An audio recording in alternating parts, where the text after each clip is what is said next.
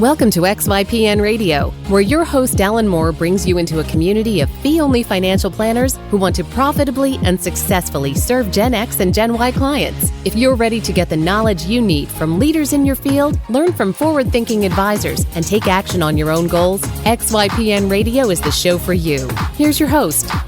Hello, and welcome to this episode of XYPN Radio. I'm Maddie Roach, your host for today's podcast.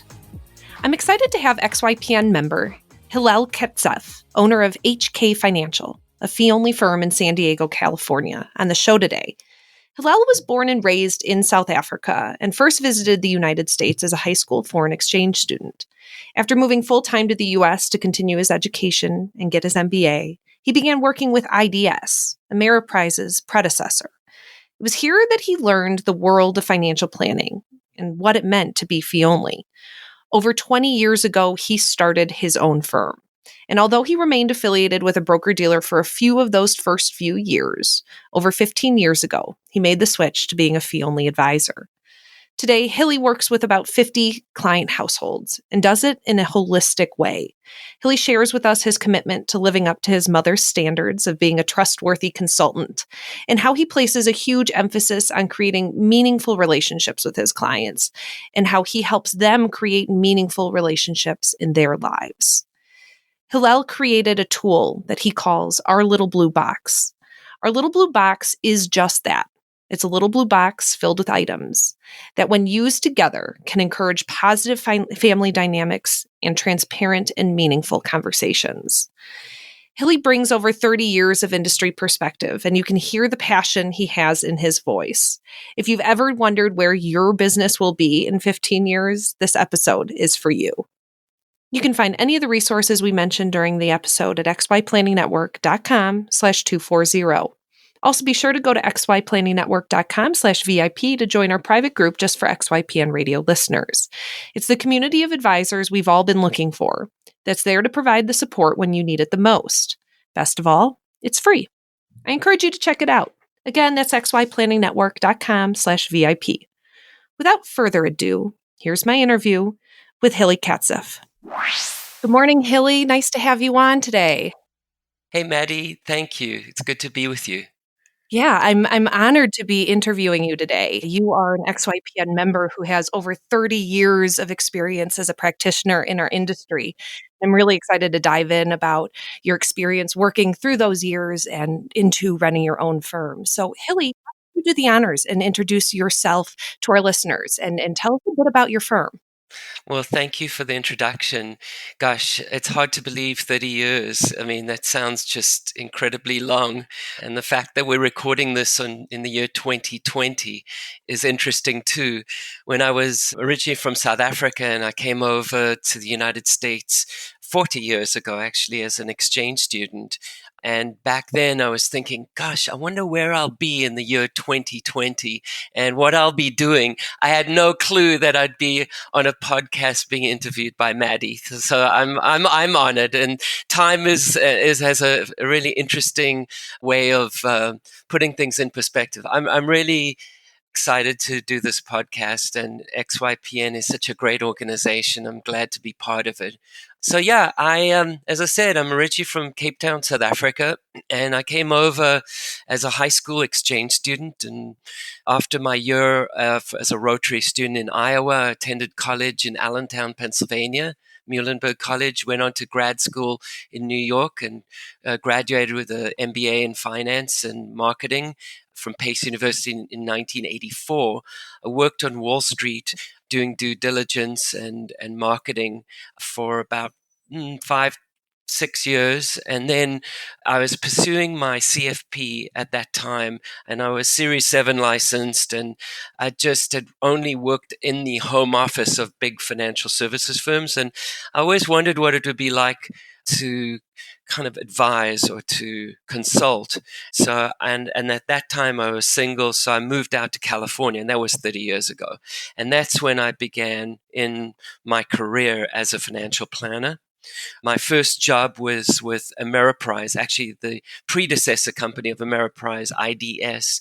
yeah, I gravitated to them because they really caught on to financial planning early as a way to work with clients and help their advisors to connect with clients in a really deep way. And that's not salesy and product sales driven. Although at that time, let me tell you, it was very product driven. Mutual funds, for example, were there's no load funds per se, and commissions were about 5 or 6% on mutual funds. It's hard to believe. Yeah, times have changed. Yeah, I mean, that kind of gives you a background until now, until, when I first started my career.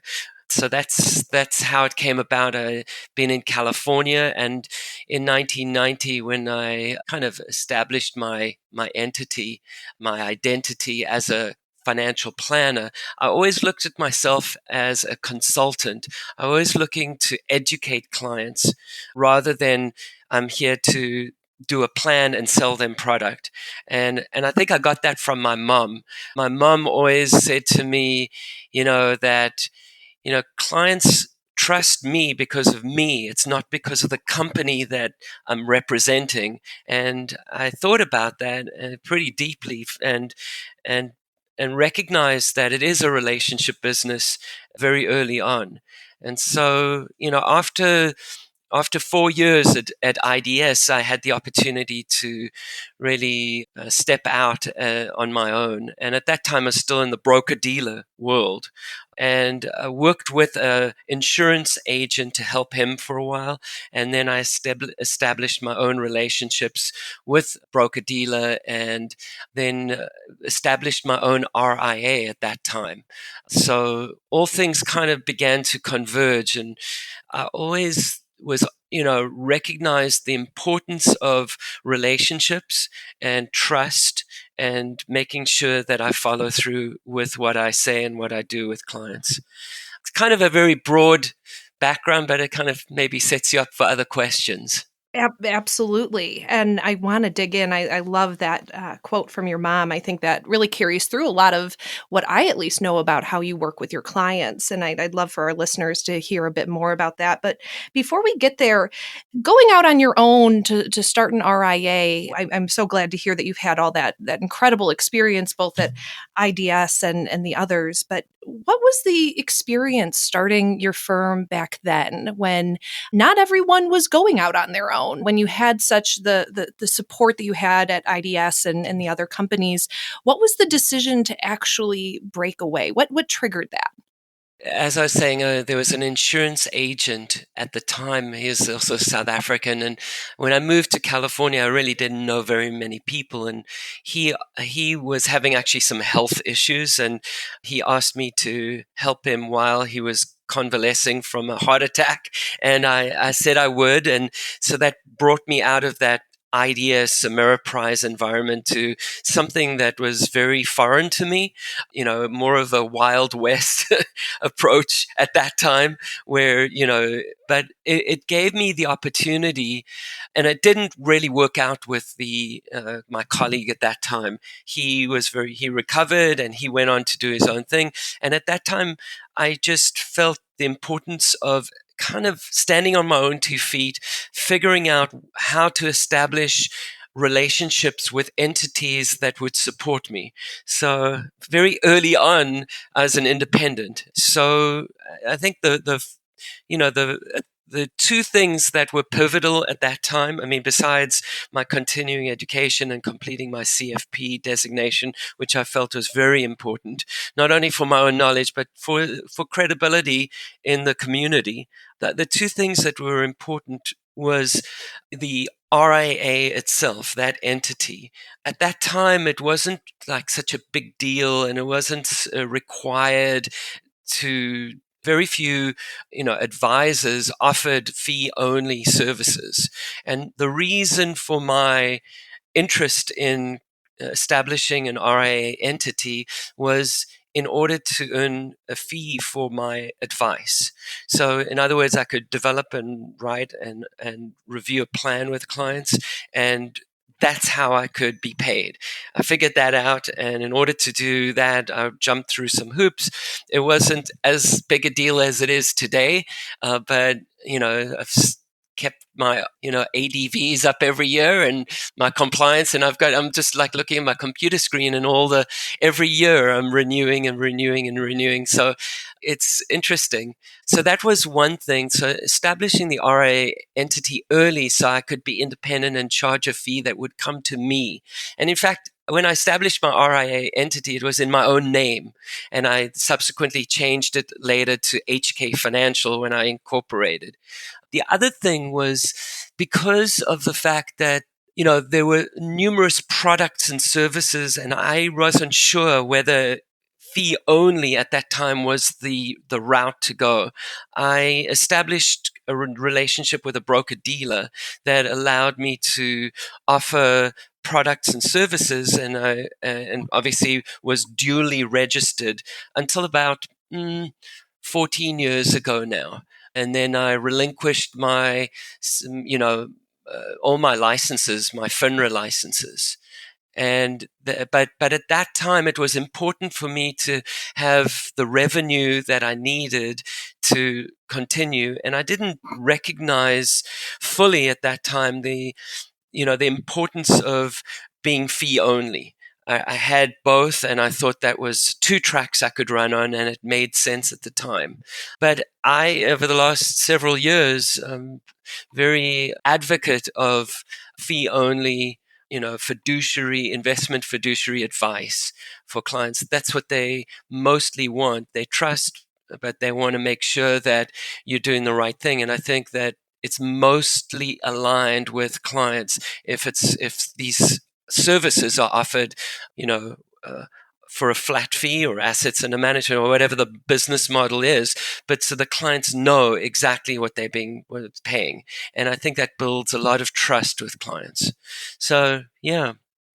I'd love to dive into that a little bit more. 14 years ago, you decided to become fee only, and it's hard enough now to educate the public about what that really means. What was it like 14 years ago to have those conversations? Was the distinction between fee only and not fee only clear? And has your ability to communicate it gotten better over the years? That's a good question. At that time, I mean, it was my decision was actually the seed for that thinking. There was a financial planner, investment advisor by the name of Roy Delio from the East Coast, and he wrote a book and about financial planning and the kind of the services, and I read it. I met him at one of these FPA conferences back then, and in his book, he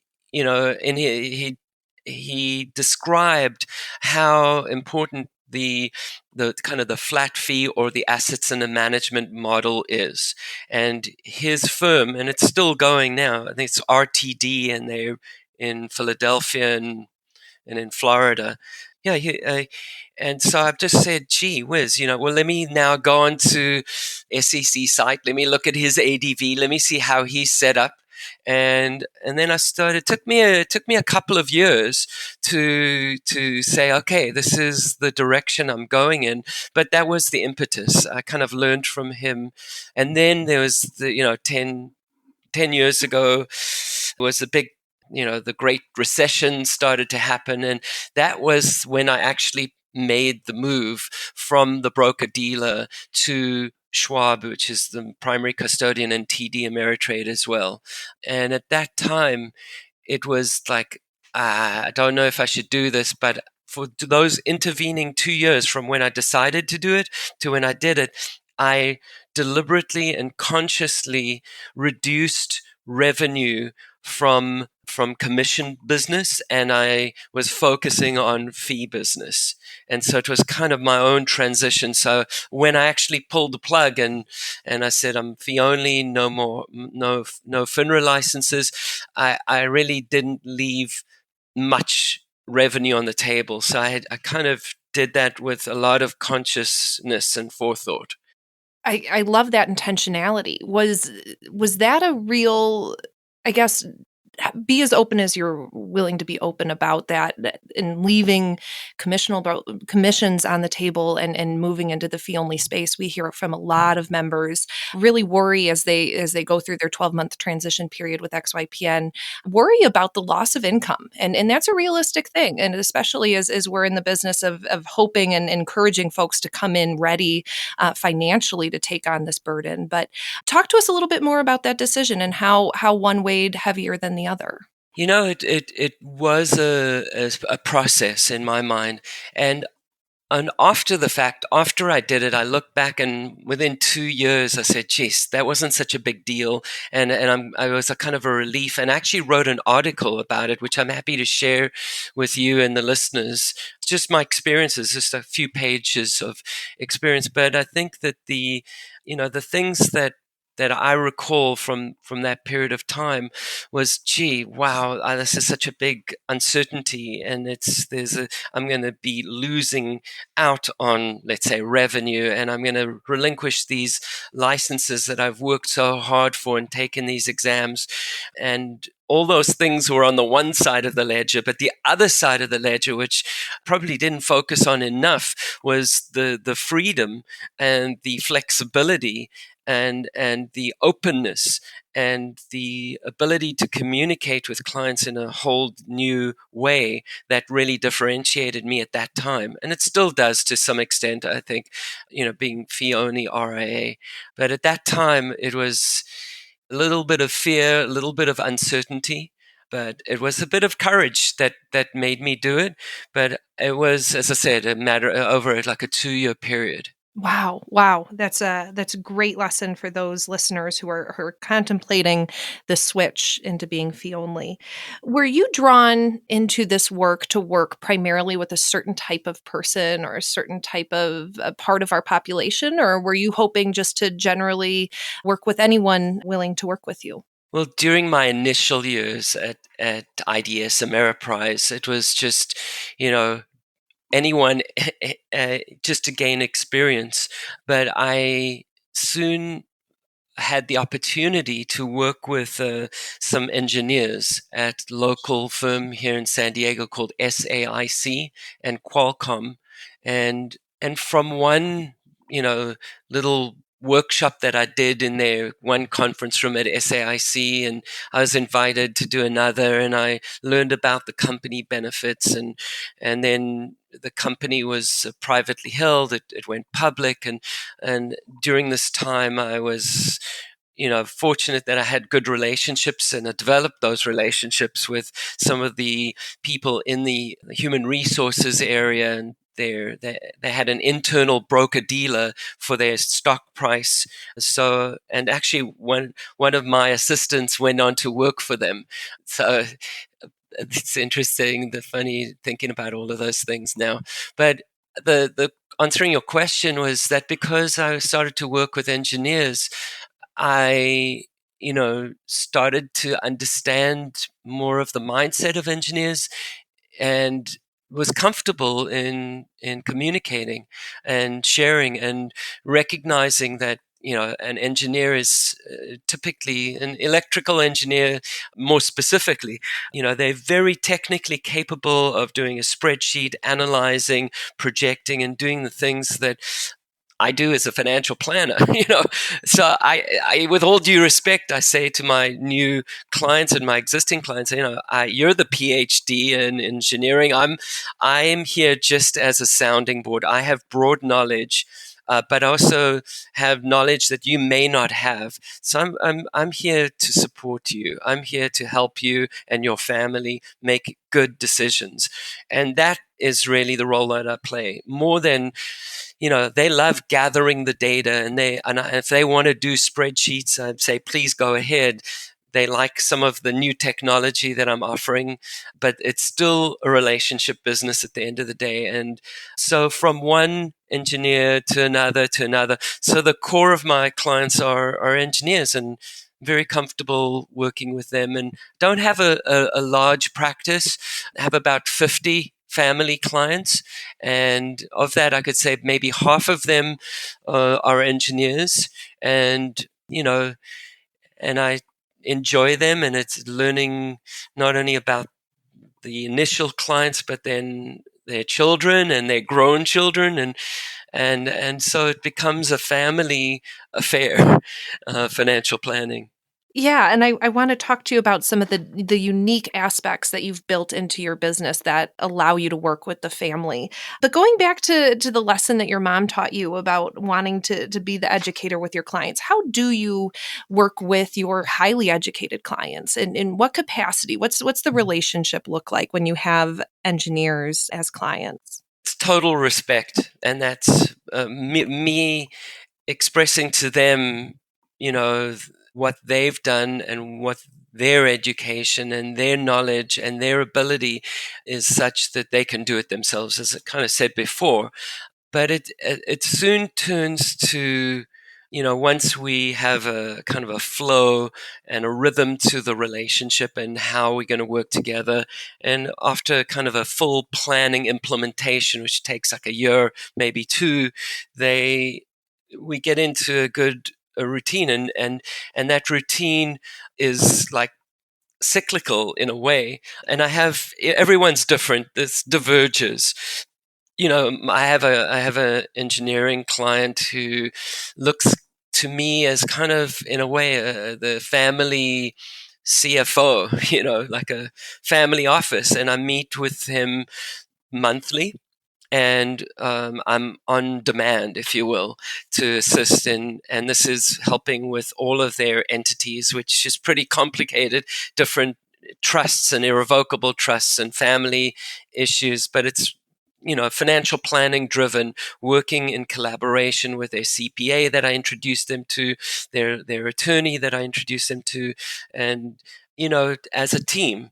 And then I have other clients that kind of are more traditional, happy to trust you to do what you're going to do, which is whatever our goals are, and the investment advisory side to build a model portfolio and rebalance and use the tools to help them towards retirement or whatever their goals are. But it's more of that traditional, meeting, sending them reminders and updates. And I do newsletters and I call clients, but usually it's like one or two meetings a year. So it varies. And what's interesting is that everyone is different. So no two engineers are alike and no two people are alike. Absolutely. Absolutely. And are you working with 50 client households because that's capacity or because that's just kind of your sweet spot for your work life balance? It's a combination of both, and I'm recognizing that. And the tools that I'm adopting now are giving me more capacity to work with more. But having been in the industry this long, and I just turned 60 this year, so I'm thinking, I want to grow. And I am growing my business, but really with a lot of forethought. I'm not taking on any clients. I put a lot into the relationship. And as you know, financial planning up front takes a lot of time and effort that's not necessarily fully compensated. So I want to only go down that relationship road with a client if I know that there's a good fit. So I do get referrals from CPAs that I've worked with, and that's basically, and some from existing clients. So those are my two sources of new business. But answering your question, I want to grow, but with, again, consciously and with the right type of clients. Absolutely. And listeners, this is promising that after a decade or more in the industry and running your firm, you can begin to rely on those internal referrals, either from your clients or from your centers of influences.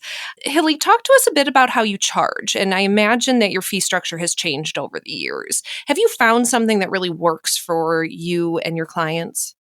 Yeah, as I was saying earlier, when I went to that FPA conference many years ago and read this book by Roy Diliberto, he suggested a flat fee. model at that time, which is a long time ago.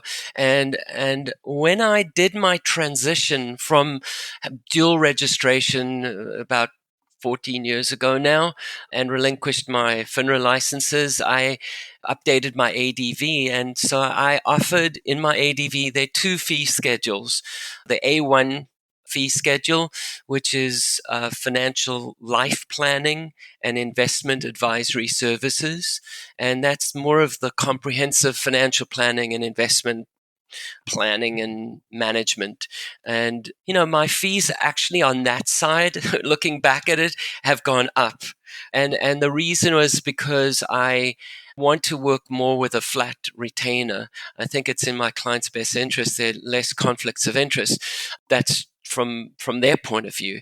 But so when I transitioned, to fee only, I offered my existing clients, it's A1 or A2 is the traditional assets under management model.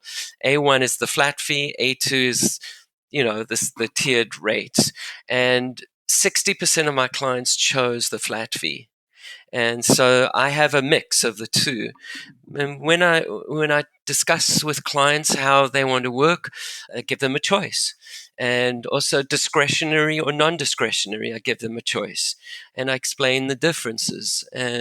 But most clients are, flat fee and on a discretionary basis. And that flat fee, is it flat fee meaning you charge the same for every client, or that it stays the same for the clients year in and year out? Yeah, it stays for the client year in, year out, and then we review it periodically. And it could go up, it could go down, just like the assets under management model, except it's, having a conversation about what's changed, which is a good thing, in their lives, in the markets, life changes, and maybe it's fair that the fee goes down, but maybe it goes up. So in each, and for most people, and for me too, it's uncomfortable talking about fees and valuing yourself, and how do you put a number on that. Actually just engaged right now with a conversation with a client that's questioning, he's analytical as an engineer, but some clients are very fee sensitive, very fee conscious. Some clients recognize the value of having someone on their side all the time without question. There's no conflict. And I think that that's something that people in our business should be aware of. There's great, having someone that's loyal to the client and the client's loyal to you. There's not much loyalty in the finance world today, but in the financial planning side of the business, it's less transactional and it's more relationship driven. And so there's an opportunity to put a premium on that. And so, but it's understanding the client, their situation, the potential for growth, their needs, their growing needs. It comes with a bit of experience. And has it gotten easier over these years to kind of pitch that inherent value that you offer to clients that maybe have really just this is their first time engaging with someone in this industry? I think yes and no. Yes is, I've got more experience and I can certainly suss out where the client is at, and I can come up with a range at least that I think is reasonable, that they will find acceptable. But also because there's so much change in the industry, technology, and just how the range of technology in and of itself has been a great thing for me. But at the same time, someone can just open an account at a robo platform and then that's it. And not recognizing that, value for advice is something different to just an algorithm. I think it's a generational thing, as well as a perception of value for what it is that I do. And typically, when it comes down to the things that I do, I actually list them. I say, I put bullet points. These are the things that I'm going to do for you. It's not kind of guessing for the client. Oh, we don't know that you're going to do that or you're going to do that. And it's, clients want to know what they're paying for.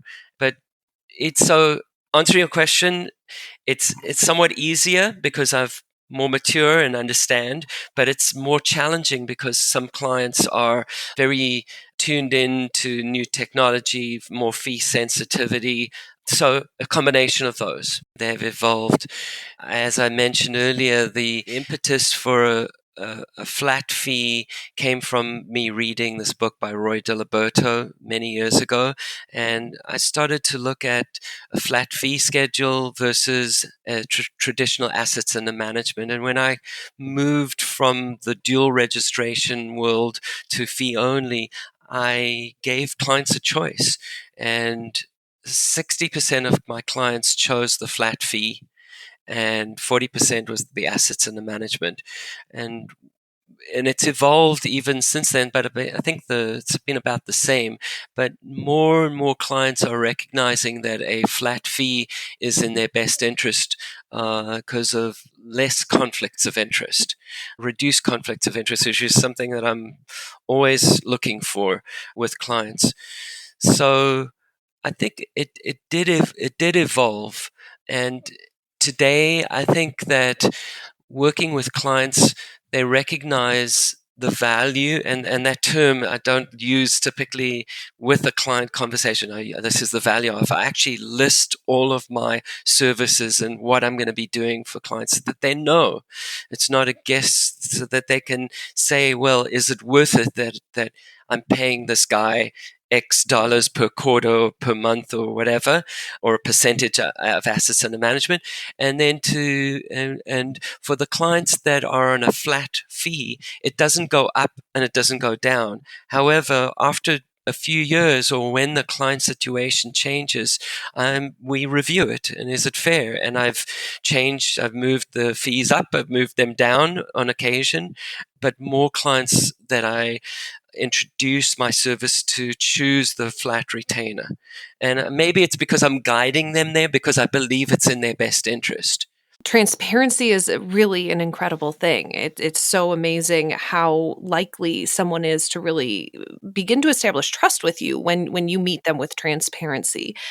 I'm interested in the role of technology, both with you personally and in your firm, and how it's changed over the years.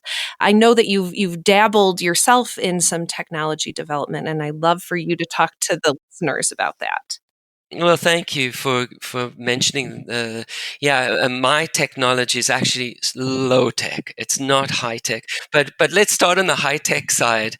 Yeah, I mean the internet and programs like e-money and rebalancing tools are just incredible and have sped up the change in the financial planning, financial services industry to such an extent where the whole industry is in the midst of a disruption, and that affects how advisors advise and are being compensated. So always looking to enhance the relationship with the client, to show them, besides all the stuff that we do for them, like rebalancing meetings and doing a financial plan, reviewing the plan, etc., etc., etc. What else is it that I'm doing for them that they find that's useful, of value? And I think that again, going back to the wisdom of my mom, she always said, it's a relationship is between you and your clients, and it's a relationship. And so getting to understand them and what their family is about is critical. So about 15 years ago now, is it possible? Oh my gosh, 2005, I was going through a change myself, and personally, I was going through a divorce, and it was very difficult. And I found that my communication with my loved ones, my former wife and my children, were strained, and I was very frustrated because the words weren't coming out right. My emotions were probably leading in that regard, and that's never a good thing unless you want to be emotional about something. So I came up with I went away for a weekend and went to a guru, if you will, and through this weekend of conversations, I came up with this process of listening. And it's nothing new, but it's new. It could be very powerful for families, and my experience is that it has been. And I'll just describe it to you, and I actually have it right in front of me. So if you could visualize this, what it is, it's a little blue box, and it's maybe you can hear the lid coming off right now. And inside the little blue box are some items. There's a squishy little ball, and it's kind of akin to a talking stick, the Native American talking stick. So the idea is that the person that holds the ball has the right to talk, and you pass the ball. And then other items in here, there's a little 2-minute sand timer that is part of the process, so that nobody can really dominate the conversation. Initially, it may be that one person wants to talk more, another person has to listen, but shouldn't dominate. So, but people get used to, and the family get used to this process fairly quickly. And then there's 4 pieces really, and the other piece is the shell. And this is really the only natural thing in the blue box, and it is a blue box. And the shell is a kind of a shape, usually like a little conch shell, which you hold it up to your ear, you can kind of hear the ocean. And the idea there is that there's more out there, and the conversations that you have now can have ripple effects down generations. And I can tell you about that a little bit more in that our little blue box gives a listening award each year to someone in the community that's making a difference and that's using listening. And Bob Veris, in our pre-conversation, I mentioned that he was the recipient of the Little Blue Box Listening Award, and it's a pedestal with a nice conch shell. And this information you can find on ourlittlebluebox.org. But the most important piece, I think, in the box is an 18-page little booklet that I wrote, and it's a little square booklet that fits in the box, and it's essentially, it starts off with words of inspiration, and one that has been my mantra for a very long time is my namesake. Hillel is my namesake, and he said, "If I'm not for myself, who will be for me? And if I'm for myself alone, what am I? And if not now, when?" It's very, very powerful, and it applies to life as well as financial planning. So I've adopted it. Besides the contents, what is our little blue box all about? It's really guides the family to listen, to teach each other by using a structured and respectful and flexible meeting circles, if you will, where the families arrange themselves in a circle, and then the little blue box is in the middle. Could be seated at the table, and you clear the table and you put the blue box, and then it empowers the family, no matter how young or how old, to respectfully express their individual interests and opinions. So all family members have a voice, and that's very powerful in that regard. And I'll tell you a minute about that in a while, about how some stories that I've got. And it also represents the good intentions and positive actions that the family members have. And it has the potential to strengthen the family bonds and help the family to identify and perpetuate its values from generation to generation. So it could be, the conversations could be, so let me go to some of the questions, if you will.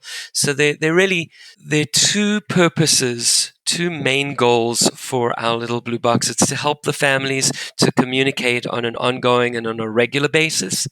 And there are questions that can go to that are fun, that can engage the kids, the young kids to express themselves. But also the other bigger goal that I really introduce and help families to kind of aspire to, and that's as a family, can you take what is it that's important to you? Can you take actions on those issues and those causes that you believe in? What is it that your parents or your grandparents, what did they stand for? Are those things that are important to you today, and how can you continue in that tradition?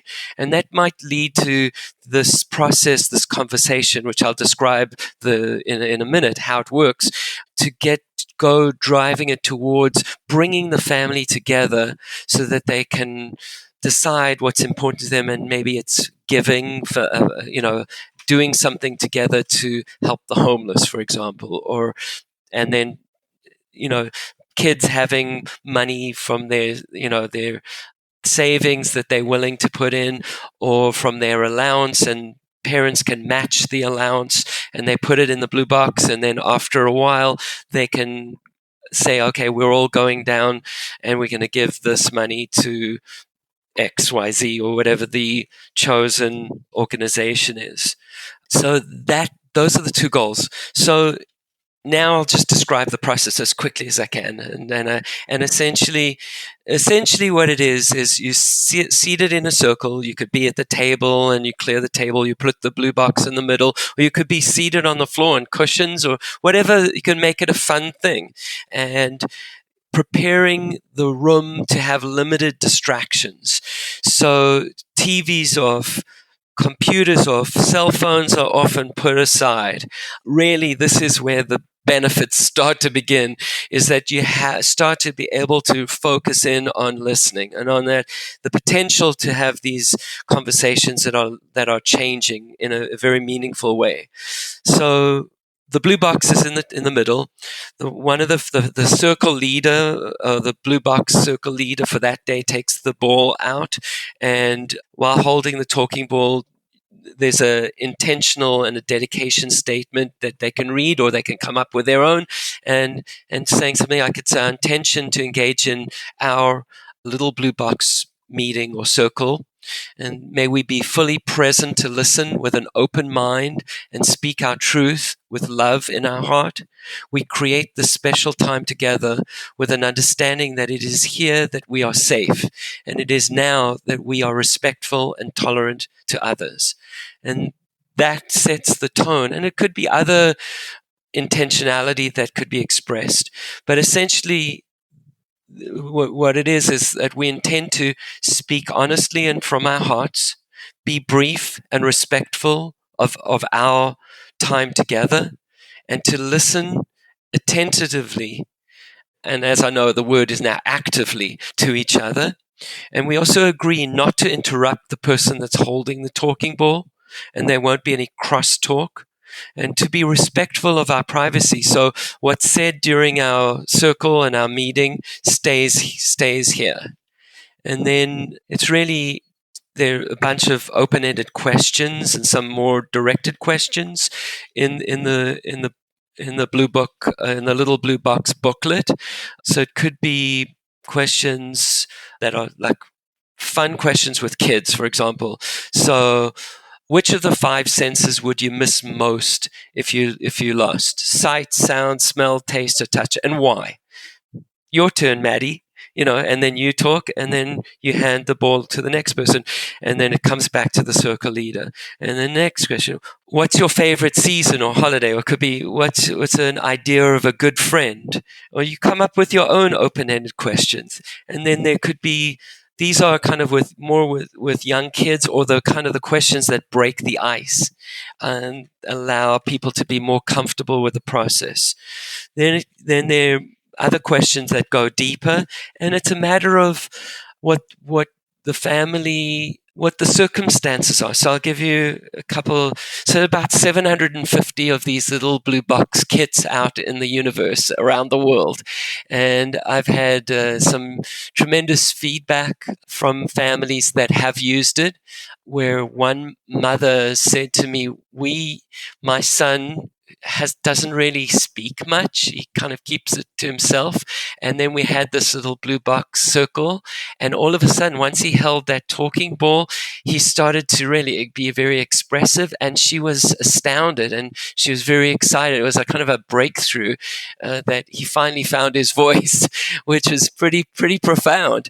And then there are others on the other extreme side, families that I share this with, and they or like a mother or father or a client, and I just say this is for you to have as a tool to have these intentional conversations. And they may lack the skills to be willing to try it, but they recognize the importance of it, and they keep the little blue box on their bookshelf. So when I go visit them at their home, guess what? The blue box doesn't get thrown out. It's something that's very profound and important, and it's a treasure. So what is the treasure? It's just being able to listen to each other and to love each other and to kind of lead each other towards a vision or a life that we all want. And as a family, I think that's pretty important. So that's the tool that I've developed and continue to use periodically with clients. I don't bring it out during the first meeting and say, hey guys, let's do a little blue box circle. It's more like, okay, we've gone through the process, and then I kind of, maybe I'll use George Kinder's 3 questions to test out how deep they are willing to go. And then if that's the case, then I would say, hey, and it's in my ADV anyway, so they've probably read through it. They just don't know what it is. And then once I give it to them and explain how to use it, some families use it, some don't. And I recognize that, I respect that. But it does have a very profound shift in how they are towards me and my relationship. And I just remind them, about the little blue box, and it brings us back to that important conversation and important listening. That again re-solidifies the relationship. So, Hilly, I'd love to know, given all of your experience, what's next for your firm? Wow, that's a very big question, and it's an important one. And so I've been evaluating, where I am. As I mentioned earlier in the podcast, I'm 60, and this is kind of, I'm not entering into the early phases or even the mid phases, but really the end phases of my career as a financial planner. I do believe, as long as I can stay in good health, and as a solo practitioner, I feel that if I've got my strength and my mind and everything intact, that I can still continue to offer financial planning advice, going into the future. But I realize that at some point that too will come to an end. And ever since the beginning, I always felt this obligation to clients and this responsibility towards them, that there would be some sort of transition or succession so that they wouldn't be left in the lurch. Obviously, the accounts are in their name at TD Ameritrade and at Schwab, and they can find another advisor, but I just don't feel that that's really in their best interest. So one of my kind of plans, and it's in motion right now, and it's to find and to connect with other like-minded and like-hearted financial planners, fee-only, CFPs, RIAs. And that was one of the reasons that drew me to XY Planning Network. And I have reached out to some of my XY Planning colleagues in my area, the vicinity, San Diego County and North County, San Diego.